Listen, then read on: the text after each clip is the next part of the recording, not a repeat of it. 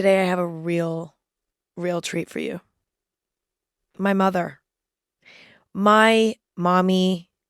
Yeah, she's my mommy. She's not really my mother, she's my mommy. You know what I mean? My mom and I have a very special relationship. In my older age, I'd argue we have a really special friendship. She's definitely one of the girls. Do with that what you will. She's one of the girls. And today we're just going to hang out. It's a mother-daughter date. And you get to listen in on it. And we both love to overshare, so it's going to be totally fun. So here is my mommy, Sophia Chamberlain, the one and the only. In what ways do you think I'm my mother's daughter? Oh my gosh. Like there's just a list that goes on. Like you're a workaholic. But I feel like I don't give off that vibe. I feel like I give off like slacker energy. Oh God, I don't think so. Recently you've been getting out more, which I think is great. But like before that though, I mean, it was all about just like, oh, I have to do this is, you're like, You're definitely like that too, yeah, though. I mean, that's what I'm saying. Like, it's you wouldn't just like let loose and go have fun. I was too scared, I think. I was like scared that I would like lose it if I was Yeah. like too much like that. When you were younger, did you do that too? Were you like a workaholic with school or with work? Or were you like, no, I'm going to go out and be with cute boys? I think any opportunity that I had, like if friends were going out, it was like, where are we going on Thursday night? Like we had the dance clubs to go to and we had our routine and stuff. So any chance I got, I would definitely go out. Okay. Whether it was a party or clubbing or whatever, but That's interesting because you became a workaholic later in your Yes. life. Now you are like that is like you to a T. I thrive on accomplishing stuff. Like I thrive on getting shit done. So it's not that it makes you like it's not that you love it, but rather that it feeds you. It depends also what kind of work. For work, like it's an integrity thing. You know what I mean? Like I feel like I have to accomplish a lot and get it off my plate and do it to perfection so that my integrity stays intact. Wow, I am your mother's daughter in this way. Right? But it's like so not like toxic, but we're definitely both such perfectionists about I wouldn't say just our work life, but I think it's very, very apparent and present there. But just in general, I feel like we're both so things have to be done right. Right. Like things have to really be done right. Like no cutting corners. Right. It has to be done right. Because otherwise you sit and think about it. You think like, oh, we could have done this better. We could have, or you physically see something that's not done. And then it's, the details, right? Like you're not as detailed as I am. Like you're more accepting of things not being perfect. Like you almost, because you growing up with me, like wanting things to be so rigidly, tidy and straight and this and that, you kind of like want to mess things up. Like you want to kind of Totally. have things a little beat up or a little crooked or a little wonky. Whereas I'm constantly, and it's a control thing. And that's another thing that we have control issues. Well, we definitely do. Another way I'm my mother's daughter. Right. Growing up with my mom was like growing up in an army base. Every single household chore was boot camp. Doing the dishes boot camp. Like literally my mom would like inspect the fork after I washed it and she'd be like, you didn't use fucking hot water. No, you didn't. You didn't use hot water. Wow. Did you even use dish soap? Yeah. Do you know that you have to refill the sponge with the soap? Okay, obviously you don't. Yeah. When you look at me, what do you think I get the most fixated on? I think it's like controlling what's going to happen. I love to have a plan. Yeah. It's terrible. I'm like so bad. Like it's from like kind of random daily tasks. Everything has to be timed out on my Google Calendar to like, I need to know like who's going to be my maid of honor in my wedding. I need to know who's I'm going to marry. I need to know how many kids I'm going to have. Like I like am obsessed with that too. Like having that, I need to know where I'm going to live. Like I'm obsessed with planning the future as well. I think that's an age thing too, though. Were you like that? I mean, I feel like it's kind of a goal, like a life goal or something, and you wanna get we're very impatient, that's the other thing. So we wanna get to it as soon as possible because you have it all planned out. You know what has to happen, so you're in a big hurry to get there, and I was Yeah. very much like that. But on a daily basis, I may not be, like, anxious about my future like you are because I feel like I've kind of arrived, you Well, know? yeah, you have your Uh, career, you have yeah. a child who's a nightmare, and that's so much so distracting.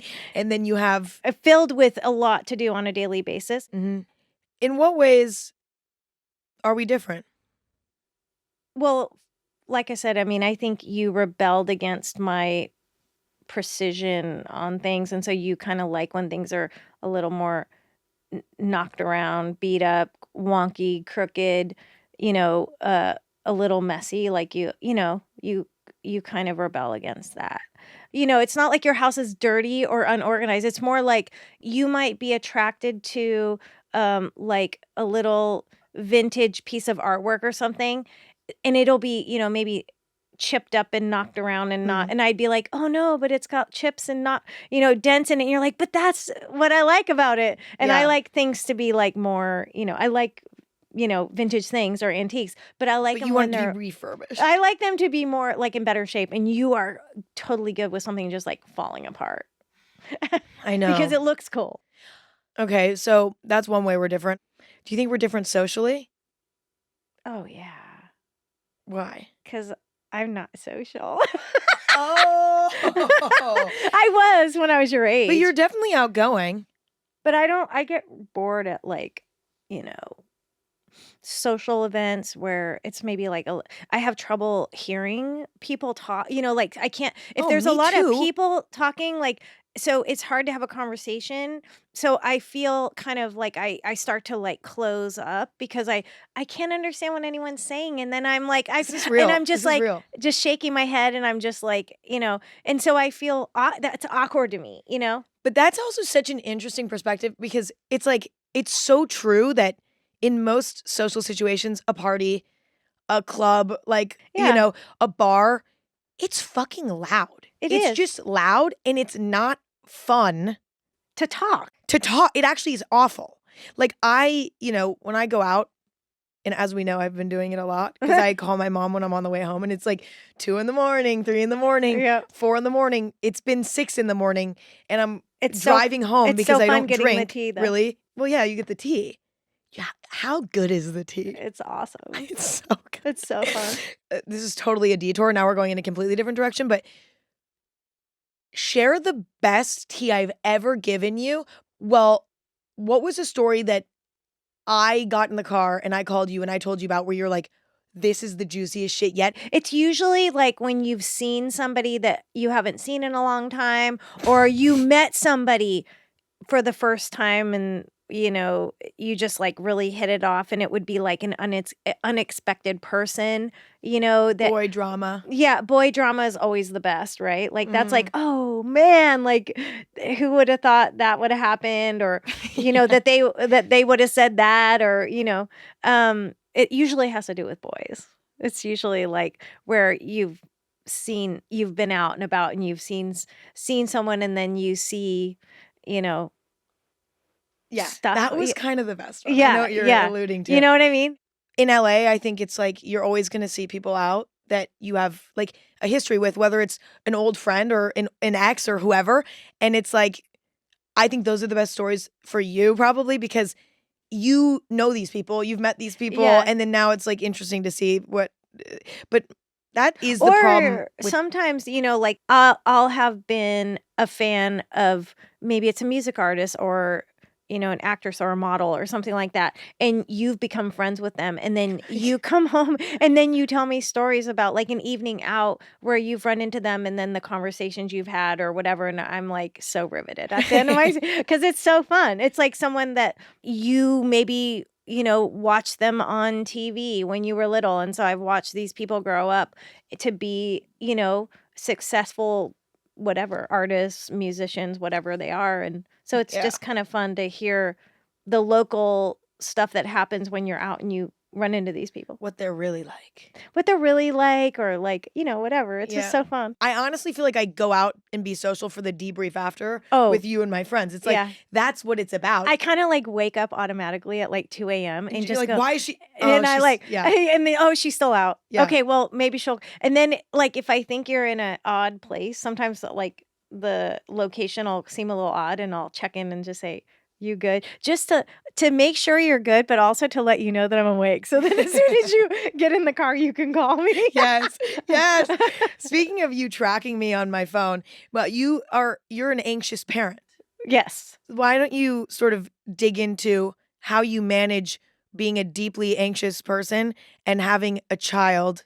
Well, I mean, I didn't even want to have a child because I knew that I would be such an anxious parent. So it was almost like, oh my gosh, I am not the kind of person that should be having kids because I'm going to be worried about the baby inside my tummy, worried about the baby coming out okay. I'm going to be worried about everything, right? And so, and then the experience I went through, which was for the most part, other than being like nauseous for the first 6 months or whatever, everything was fine except for, you coming out with an emergency C-section. That was like, you had to come out that way. That's okay. I know, it's so reflective of my personality. Oh with my you. gosh. Afterwards, we'd go to nurse and you'd constantly fall asleep. And then the nurses would come in and they would be like jamming your face, like to nurse. And then you'd be arching your back like, no. Immediate and then I rebel. was like, oh man, we are in for it. This girl is gonna be a force to be reckoned with, and here you are. Thank you so much. So the worry just went on and on and on. You were anxious and you definitely needed to know where I was at all times. And you definitely were like, you had a leash on, a metaphorical leash on, because some parents actually do the little leash on the kids. But you had a metaphorical leash on me. It wasn't like I was a complete loose cannon, but you did kind of let me be a loose cannon. I mean, like when I look back, it's like, holy shit. Like after school, I'd go to the youth center. Right. These kids and I would just be running around town doing whatever. And we were like on our own, and when I got a little older and I started partying and I was like experimenting with drinking and stuff like that, you and my dad both were like, it's okay, just keep us in the loop. And I think that that's exactly the way to do it, because I think it prevented me from ever rebelling in that way and wanting to overdo it, which I think was phenomenal. But it's like, how did you let me go then?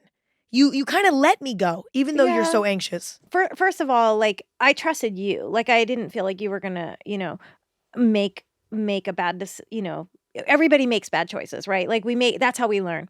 But I didn't have the capability of tracking you until you were a little bit older, until you had your first iPhone, basically, because I feel like the other ones we didn't do that.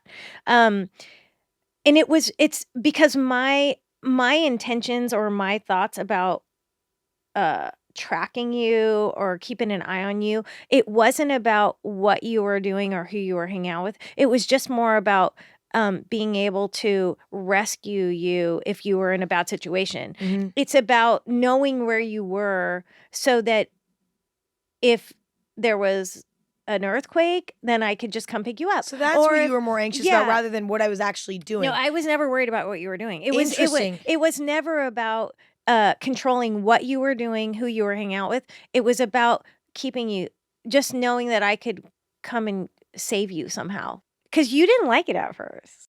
No, I mean, I think it's invasive. But then once I said, hey, but if you're in a situation and you can't call me or something, then I can literally drive to wherever you are and I can pick you and your friends up and get you guys out of a bad situation or maybe a situation you don't want to be in, which happened. It happened where you guys would be in a house party and the cops would come. And you guys would be hiding in the bushes. So scary. And you're like texting me and you don't even know where you are. Yeah. There's no address and you don't even know what street. And I would just jump in the car and I would find you that way. I know. It was like, the amount of times the cops got called on us. Like, I wonder if that's normal. Like, did you have the Oh. cops called on parties when you were a kid? Oh, yeah. Okay. But we never, we'd all get word and then everybody would split and hide until they drove away. And then Yeah, it you was would, fun. I remember like the Uber account, it's like my Uber account, and you guys would go and then you guys would split, the Uber or whatever. My rating went to shit when you guys would go to what was it, Shoreline? Well, Yeah. Shoreline, for context, was this like it was this music venue, not super close to where I lived, but like 40 minutes to an hour, and it was where there was $50 country concerts, country shows, and all the high schoolers would go and get super drunk and just like make out with each other, and it was really weird. In I think retrospect, it was so good for you to have that independence because I feel like, completely oh, agree. I mean, even though you might have been drinking and making out with boys and doing all these things that if the parents really knew, they would be like, "Oh, that's not allowed." Well, that's the thing. I do think like you can't rob your child of like experimentation. Like you can't like, but within like but there's a responsible way to do it, and I think you Yeah, I did mean, it. if you were messing around with, like, scary drugs and stuff or, like, hooking up with 40-year-old men, I'd be like, "Absolutely Yeah, not." You that's know what I yeah, mean? But you guys were all with each other. You guys had been around each other since you were, like, in 4th grade or 5th yeah, grade or even younger. Some yeah. of you even knew each other as toddlers. So it was like, I didn't feel like you were doing anything abnormal at all, you know? But to an extent, you have to let your kids touch the stove to know that it's hot, Right. while keeping the leash on those still too. Like it's like you were in control of the situation enough where it's like and you also educated me enough to a point where you were like, it's she's not gonna get hurt. Like she's not taking anything to a level where she's fine, you Yeah, know? I didn't feel like any of it was dangerous. If I did, I probably would have said no, but I felt like you were smart. What You were about also like nervous and worried. So you weren't going to be like, I wasn't totally cool and badass. I was like so scared of everything. you've never been reckless. And that's a thing. That's a difference. I've never snuck out. I feel like I'm the You only never kid that needed never to. I know. Do you think my personality was set when I was born, or do you think that you and my dad Influence or yeah, like do you believe this is actually let's take me out of the equation. Do you believe that personality is innate, or do you think personality is developed through parenting, or do you think it's a combination of both? I think it's a combination of both, but like you came out a rebel 100%. And I saw that from the get-go. From the very I didn't understand it, um, the way I do now. Like, I think different people wrote books on personality types, and there was, like, personality quizzes and stuff, and so, one of the ones I really liked narrows in on 4 different personality types or tendencies that we have. I remember it because it was right around the time you started high school, and that's when I figured out your personality type, my personality type. It's very simple. What's your personality type and what's mine? So the 4, tendencies they call them is, the upholder, the questioner, the rebel, and the obliger. And you're pretty much a rebel through and through. Like, there's overlap, obviously, on every single one. But for me, I am 100% one of those people who will take care of everyone else You're the and obliger? yeah, before I take care of myself, Mhm. right? Um, Getting better, hopefully, about that. But you have no accountability, so you're basically held accountable by outside forces or Mhm. outside people, right? So when it comes to work, just work yourself to death and to the bone and dig yourself in a hole because you are gonna, do what other people are asking you to do because Mhm. you don't wanna let anybody down. Mhm. You're gonna rebel against, what everyone is asking because it's deeply rooted in you. There isn't even any explaining it. It just is what it is, right? But you have a little bit of other stuff, and so do I. For And sure. yeah, I do feel like I definitely have pieces of all of those though when I think about it. Like definitely I am rebellious, but I also think I can be a people pleaser and just be like yeah, and I will do anything for everybody. yeah. And then I also think I But can I think, prioritize myself and be but I really think some selfish. of that though comes from the parenting styles. Like where you're saying, did I come out that way, or because I feel like there's things that I see you do that come from situations that happened when you were younger, where I might have parented a little harshly, or, we've talked about this before, reactive parenting has caused, um, it, I don't want to say issues, but like you kind of have like PTSD maybe, or I don't know what it is, but you know what I'm saying? Well, it's Like, very self-aware for you as a mom to say, I did something that might have fucked you up. yeah, but it's That's a sad. very rare thing. Special. Really? Because I don't Yes. know. I feel like all parents feel guilty about something, No, but because here's the thing. It's like, the thing is, every parent is going to fuck up. Okay?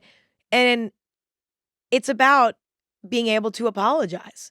Like, Lord knows when I'm a parent, God, I don't know what I'm gonna do wrong, but I will do something wrong. You know what I mean? Like, it's just how it is. But well, I we mean, all do, because you're learning as you're going, kind of. It's not like, I don't think any of us are prepared or know. I don't care how many classes you take. I did all that stuff and it yeah. didn't matter. You came out so opposite of me, you know.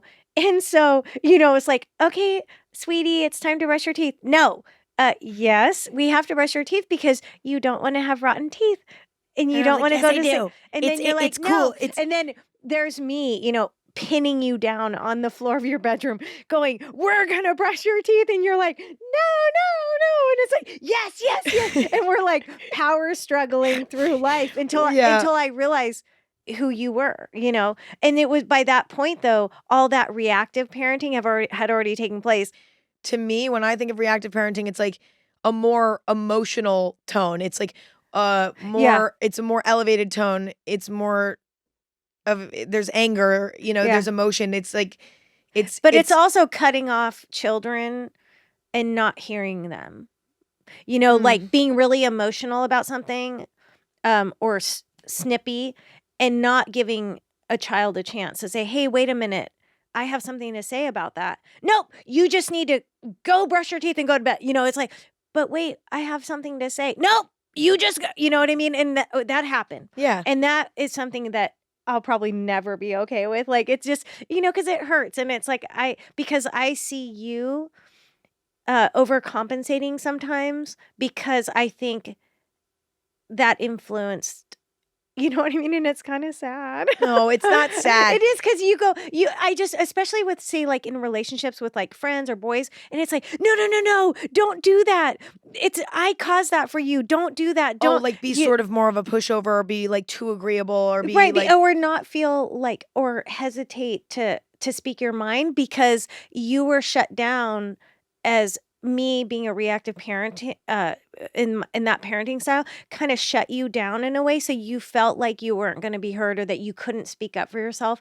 And so I've seen you do it in relationships, whether mhm, it's just friendships or, where the other person may not be uh, the best person for you to be around mhm. because of So their. then they bring out that And side of so me. so then, not that they would ever, maybe even consciously take advantage of that of you, but that dynamic comes out.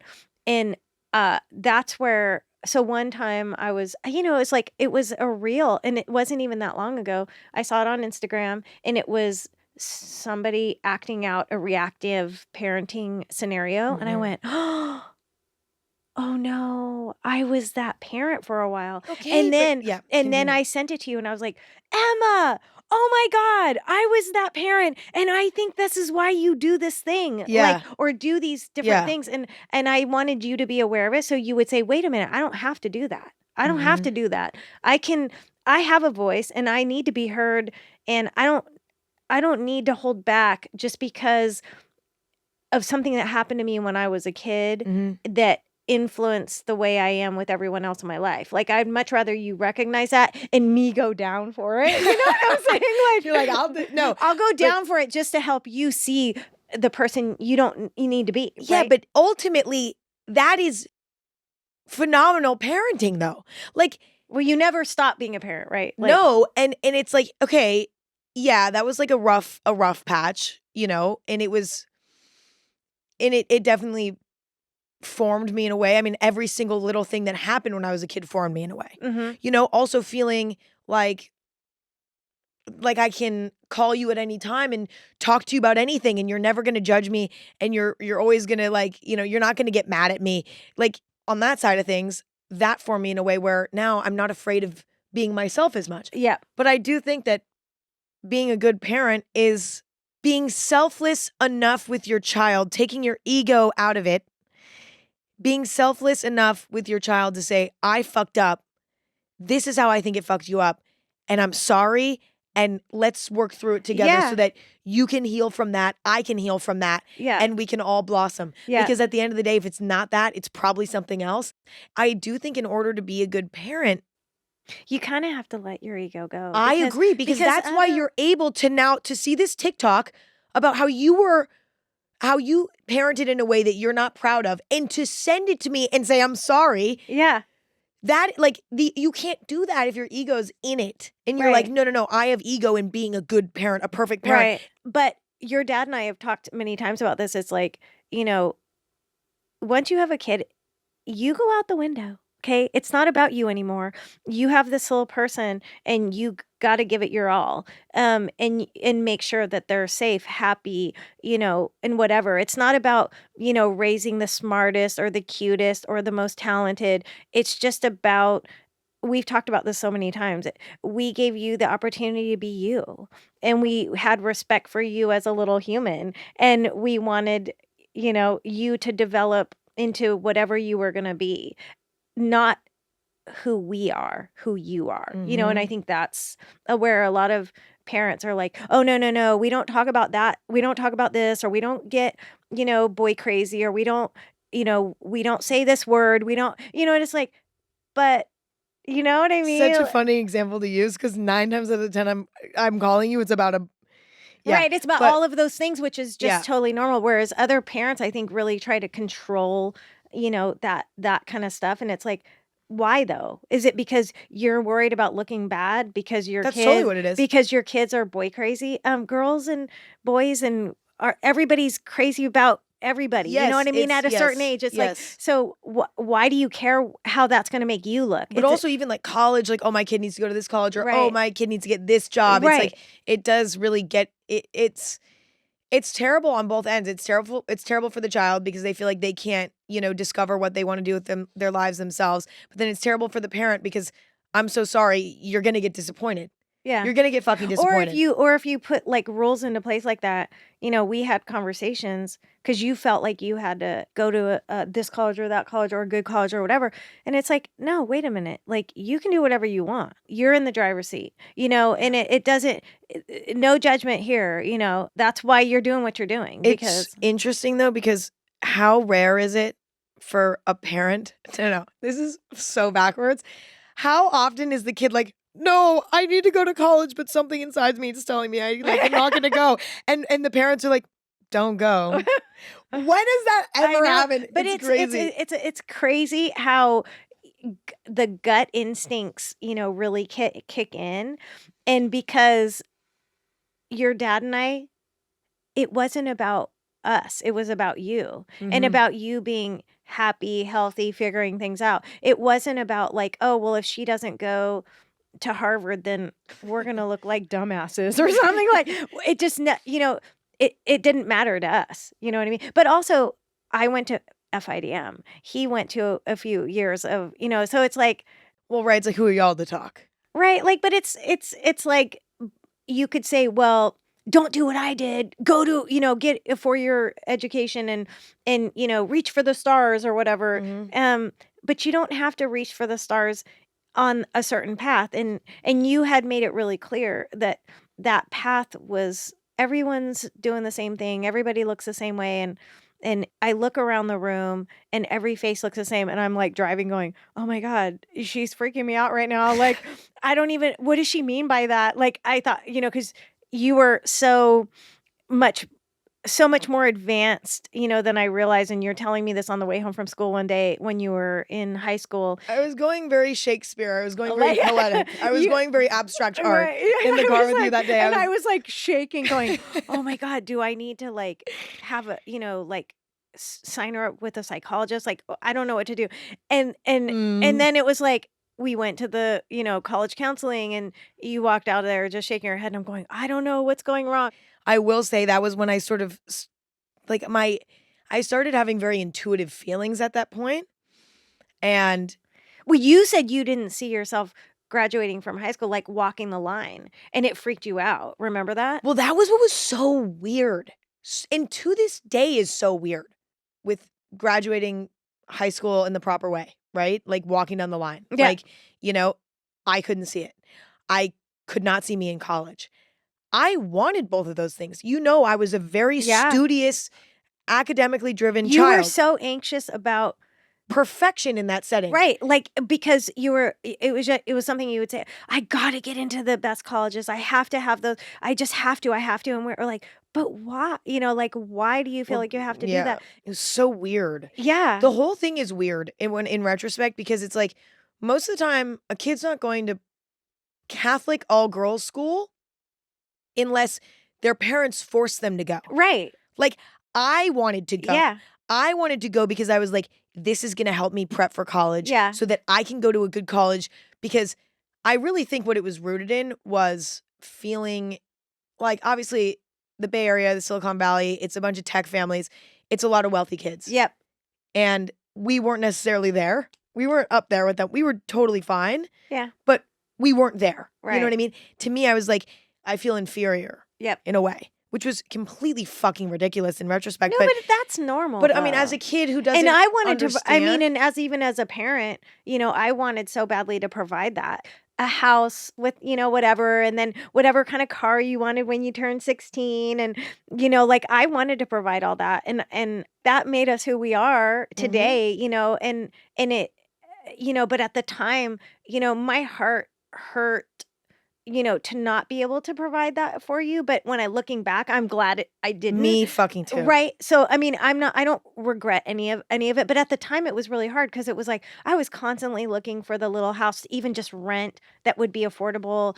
And I think growing up how I grew up, um, I also felt inferior, you know, to the kids that had the married parents, the the brothers and sisters in the house with the two dogs and the this and the that and the two trucks and the car to go to town in, and you know all the stuff. Like I did not have any of that either. Yeah. You know, and but I look back and I go, oh man, my childhood is so Cool and interesting. interesting Yeah, and it's dynamic. like right. But also, like when you're a kid, you probably have experienced this. Like when you're a kid, you take everything for granted.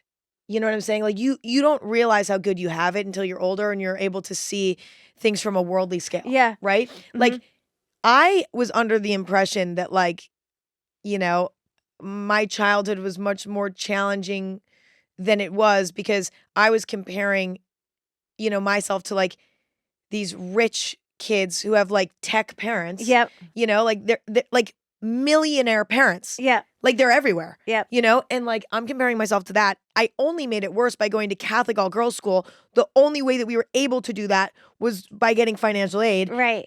So then, but then I'm around it even more. And I was just so cynical. I was like, you know, like fuck these people. Cause I'm around all this. I'm around actually what I realize now was extreme wealth. Like that is an unusual, yeah. you know, sort of setup. Okay. Right. You know, Yeah. it's not normal for, you know, 15-year-old girls to be getting like a Dior bag for Christmas. Like that's Right. very weird. Right. Like in most or like places, that's the not the car normal. of their dreams, brand new for their 16th Yeah. birthday. And then they crash it and then they get a new one the next week. That's not Right. normal. See, I just had no clue. I had no context. Yeah. Like, It makes you because you look back and you like I so appreciate my upbringing oh my God. and my childhood and all the different stuff, and also too even yours. Even though Yes, I me was too. obsessive about, you know, like I said, getting the cute little house that you could have your friends over and not, you know, be embarrassed because, you know, it was, you know, like I actually it was so important. It was so It important. was so important. And And it I'm was so and it was cute inside. It was No, super it was cute. cute. It Okay, was well, cute, let's just but describe it. It was like basically we had this apartment that we lived in for years and years and years, and it's like 10 years. it was like 10 years, and I was mortified of this apartment. I'm so sorry. It's okay. No. It was listen, in retrospect now, I'm like, my mom put a roof over my head. We had 2 bedrooms in there, which is like incredible. I had my own space, you know. Awesome closet. It was It's like clean always. It was like decorated so cute inside. You know, it was more I could not be more grateful for it now, but at the time, let me tell you. So all the neighbors were a little creepy. No, we had some cute ones. The ones across from us upstairs were awesome. But the ones below us were, we had like awful. an absolute feud with them. Like it was insane. I had to tiptoe walking around the house because if not, they would start hitting the fucking ceiling with a broom and they'd be like, shut the fuck up. And they were always on some sort of drug, okay? And our apartment smelled like weed. Right. And like my mom calling the police all the time. Oh, they God, would it was always, they'd awful. call the police on us, we'd call the police on them.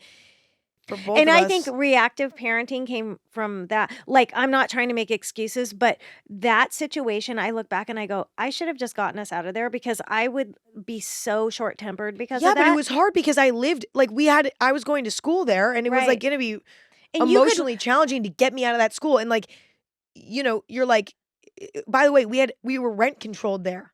Right? Oh yeah, the rent was so amazing. You could walk to school. So there's some good things about it. Like you could walk to school or I could pop you over or walk you to school. There came a point where you wanted to walk to school by yourself. It gave you that independence. But how often did your friends come with you after school? Because we were 1 block away from downtown. No, and you totally. guys would go over and get whatever Starbucks or whatever. Yeah. I mean, and it was the pad. You guys all hung out and you guys would take little videos out of the window and of like friends walking by, because It was so fun. Yeah, it was actually like it was fun. Location. It was interesting because like I was always very embarrassed to bring other kids over because, of course, naturally I'm comparing this apartment to, most of them had gorgeous houses. Yeah, or whatever. 2-story, yeah, 6 bedrooms. But I was like, but what was interesting was that most of them actually did end up preferring hanging out at our place because it was cozy and it was in there was a special energy there. And again, like I am so appreciative of that. We went off on a crazy tangent and I'm glad we did because that was a phenomenal topic. But all of this was because I was saying it made no sense for me to be like, I need to go to a Catholic all girls school because there was a lot of friction to get me there. It wasn't like, oh, this is a seamless, easy thing, like whatever. But did we ever do anything easy? No. No, but I had this gut intuition there. I was like, I need to go to this Catholic all girls school. And then it was like, I knew I had to go there. Right. But then when it came to going to college, I like knew it was not going to happen. And it was going against my logical brain. And it was so weird. And to this day though, it's like, that happens. Like that just happens with me. Like even with friendships, like I'll be like, I don't see this in 2 years. Like even if I'm like, we're having so much fun. I want to be friends with this person forever. But I'll close my eyes and I'll be like, I don't see it. But then I'll have friends where I close my eyes and I can see it. That's a more recent development. I don't think where it's like, whoa, I actually am seeing these people in my head for a long time. But same thing with even dating. Like every time this is like torturous when I bet I'm like, I'll be so in love with someone, I think at least. Whether it's real love or not depends. It could be an illusion, it could be not. But I'll be so convinced that I'm in love with this person for the right reasons and that this is something that's going to go the distance. And I'll close my eyes and I'll be like, it isn't. I know it isn't. Wow. But it goes against what I want to be true. Right. And you kind of want to like go, well, I could be wrong. Like, I do that. And then every time I do, I get fucked over. Yeah. So I'm learning now that. But that's such a gift. I mean, that's something to pay attention to. Do you have that? I feel like we all have a gift for intuition. And so say you're talking about a situation with, a relationship, friendship, whatever. I'm not saying specifics. And it comes in and I might just have an intuition about somebody and I'll say it and I'm usually right. And it's kind of freaky. It's kind of like freaky. Mom mode. Like mom, yeah moms kind of know. And maybe it's just because I've been around the block multiple times. People always say that like moms always know. Mm-hmm. And it's so interesting because fuck, like you have nailed it on the head with like everyone. Like you do know, like you immediately, I actually need to start asking you more like. Because I'll give you my opinion. Like, I know. And it's not even judgment on someone, like, it's not even like, oh, those are bad people, don't hang out with them. It's about the compatibility with me. Yeah, it's not even about, it's mostly, it's like a dynamic. And like, I've just come to that place where I pay attention more. And I think you've just been more in tune.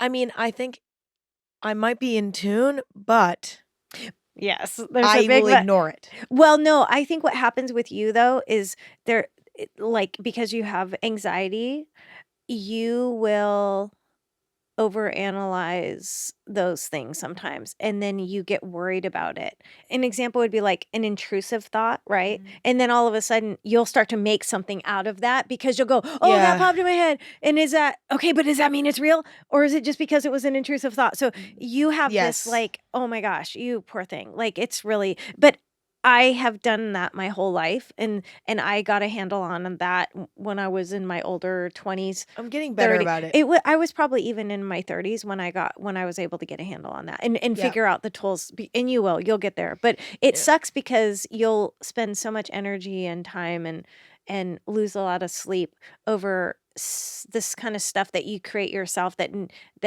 99.9999% of the time never happens. And so Mhm. that's why I'm here to remind you because I've Yeah. learned how to cope with that and talk myself out of it and it's been a blessing. I mean, I like thank God that you are as anxious as me. Like imagine you were sort of a child that you grew up just as anxious as me, but you didn't have a parent who understood. Right. There's a certain feeling that you have when you're the anxious kid that's, worried about a lot of things because you're so distracted by the worry and that dark cloud following you around that you just don't, it's hard to like let go and have a good time. And when you like I just, I see some of that in you and so I try to do whatever I can to say, "Hey, I did that." And Oh, look, it makes it so much it is such a gift, like, to have somebody to call, you know, when you're like, "I'm experiencing this, and that. What's happening?" right. And to have somebody say, "You're not dying. You're not losing your mind. You're totally fine. This is normal, and it's happened to me." Yep. I mean, I really think that one of the most powerful resources anxious people can have is just anyone that has experienced it before. That's a key component. Yep. Needs to understand it. You have to, yeah. Because if you talk about it with somebody who doesn't, they'll make you feel crazy, actually. They'll Yep. make you feel, they'll completely, the way that their tone towards you will never be empathetic enough. Right. Only from somebody who has experienced deep anxiety, only can they, like, that's at least my experience. Well, I never had anybody I and know. no one. I I never know. had anyone to understand it. Um Not a parent, not a friend, no one. No one understood what I was going through. And it wasn't even like well known. Like panic disorder and anxiety, generalized anxiety and panic disorder was just not very commonly uh, talked about or addressed or in most people if they did have it they were on anti-anxiety medicine which was not an option for me. And so but nobody understood what I was feeling and so, until I, finally did meet work with somebody who did and they gave me this workshop thing and I did it twice over and that's how I was able to get the tools that I have and thank goodness have them to share with you. And to understand it is just, That's what it is. I've noticed with anxiety is like once you understand it, and that's what's making it easier for me now, like knowing that it's normal and it's going to pass and that it's not like something is very, very wrong. right. I will say though, I've noticed in you recently, you're making friends in the neighborhood. Oh, My mom moved to Los Angeles, California now she's not my neighbor, but she lives pretty close. And so, we're LA girls now, obviously. But I feel like you moving to LA has been really good for you. I feel like you have so many friends. I feel like I'll call you and you're like, I'm on a walk with my friend. And I'm like, what? That's weird. you're And like, wait a minute, you're I'm like, always there for me. you're like, I'm going to this like dinner party or something. And I'm like, oh, what? That's I weird. know it's kind of crazy. But it's amazing. I think living in LA, you're coming out of your shell and I think you're learning to have a better work-life balance. And I honestly think it's never too late to figure that out. And, you're at a place now where financially, it's like maybe you can give yourself a little bit. You've worked so hard for so many fucking years, so fucking hard for so many years. I know. And like, you know, and it's like, I think at a certain point it'll click for you and you'll be like, I think I do get to celebrate now. And that can happen. That can just happen whenever. There's no timeline where it's like, oh, I missed out. I didn't do it soon enough. So now I have to live this way for the rest of my life. It's like, hello? No.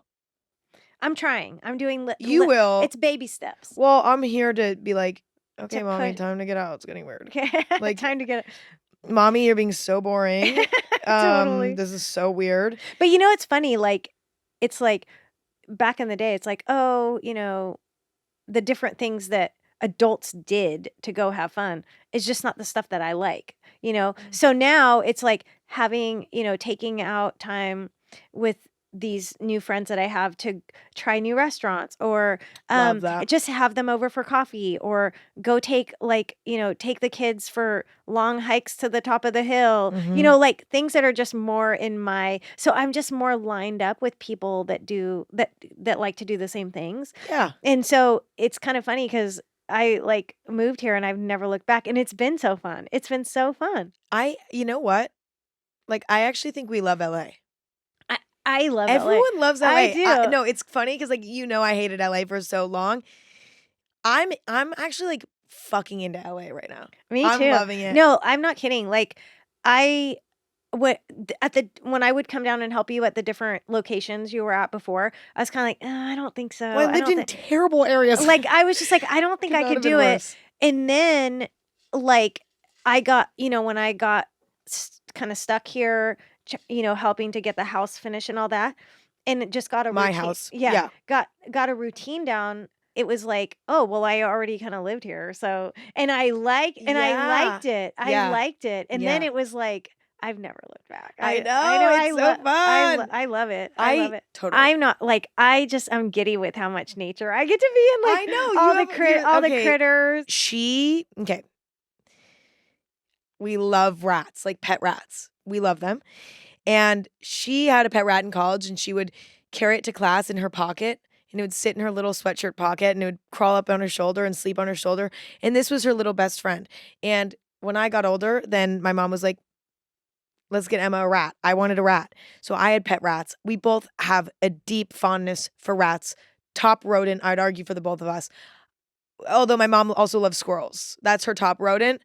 My top rodent is probably rats. I like actually love them and I think that they're incredibly smart. And, you know, I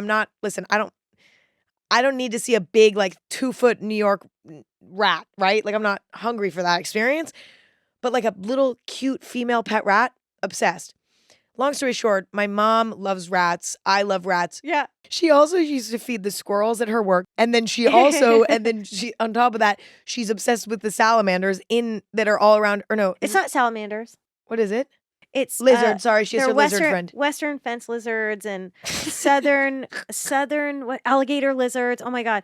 There is so many cool lizards at my house, you guys. Like, no, it is so cool. Like some of them are like super turquoise and some of them are just like, you know, there's all sorts of little baby ones. Oh my gosh. You're definitely an animal person. Like it's very special. Well, that's to why see. I would rather be with the animals than be out and be social. See, you're one of At those the that needs to expensive wear the shirt that's like, I like my dog more than people. Like that's you, Yeah. actually. Like Which when is- yeah. it's like the picture of the person laying on the floor talking to the dog when they're at a party. Right? That's me. Classic Sophia. Yes. Yep. Classic mommy mode. Yep. Can't help it. Sorry. Yeah. Well, I mean, I think And I'm not going to apologize for it. don't. No. I think I think their final conclusion is my mom likes any critter that's within a 10-foot radius of her house more than she likes me, and that's okay. And that's our relationship. And right now, because you're older and you're now an adult, like they can take priority over you sometimes, and you don't like it. No, I actually kind of am relieved. I'm like, oh, you know what? She's having fun, and I can call you at 2 a.m. while you're cuddling with the critters. Right. Like it's a perfect balance what we have. I know. Well, mommy, thank you for coming on the show. You're welcome. It was fun. Did you have fun? Yeah. Did you come back? Oh my God, totally. Okay, cool. I feel like we could talk forever. I know. Yeah. And we will. You'll come back, and next time we'll talk about we'll really dig into the rats. Oh God. Yeah, no. And I Mhm. should probably stop saying God. I keep saying that. Well, Oh, really? You can say God. Oh, You can okay. say fuck. You can say shit. You can say God. just say You anything can you say want. damn, ass, Okay, good. titties, Okay, titties and ass. cooter, vagina, Vagina. penis. Like, Penis. yes! Let it go. Let loose. That should be like my warm up before I record. As I make everyone go down the list of like, ooh, that's a little spicy words. Spicy. I like Spicy that. words. And you did amazing. Awesome. I'm Can't wait glad. for you to come back. I know. I can't wait to come back. It was fun.